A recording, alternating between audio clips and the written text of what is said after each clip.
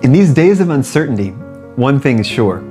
God is still at work and His Word is not quarantined. In the midst of this coronavirus crisis, with all its real challenges, there's also something incredible that God is doing. The world is being shaken, economies are collapsing, and healthcare systems are overwhelmed. Governments are perplexed, and many are full of fear and uncertainty. Now is the time for us, as the children of God, to rise up, demonstrate His love, and spread the good news of hope and eternal life found in Messiah. In the past few months, God used our evangelistic videos to bring several more Israelis from different backgrounds to faith in Jesus Yeshua. Amazingly, since the crisis started in Israel, we have reached twice as many Israelis with the gospel per day. We are excited to see what God will continue to do as we are following up with them. One surprising conversation we had was with a young man from Bnei Barak, one of the two most ultra-Orthodox cities in Israel. He saw our videos, then started mocking us. But at the end of the conversation, he asked us to send him the New Testament.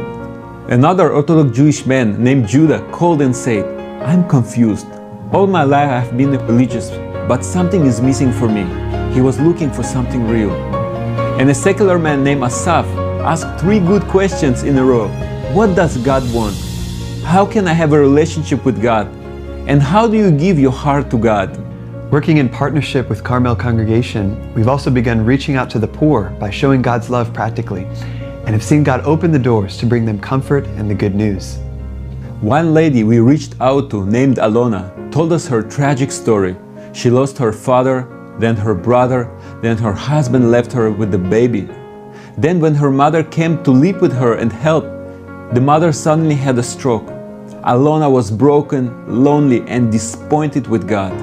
We listened, then read Isaiah 61 together, how Yeshua came to preach the good news to the poor, to heal the brokenhearted, to console those who mourn in Zion, to give them beauty for ashes. We shared some testimonies of how God used losses in our lives to help us see our need for Him, and how Yeshua has given us new life through His death. After we prayed for her, she smiled and said, "Wow, I feel like something good happened in my soul." She was glad to receive the New Testament and said she would begin reading immediately. Please pray for this and many other precious Israelis. Pray that God will open many more hearts through online evangelism and in upcoming outreach to the poor.